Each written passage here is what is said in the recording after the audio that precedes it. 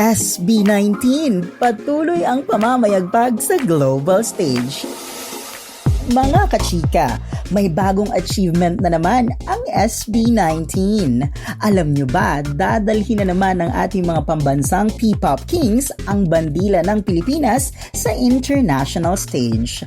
Makakasama lang naman ang SB19 sa Global Spin Live ng Grammy Museum ngayong July, kung saan ipapakita nila ang kanilang talento sa harap ng global audience.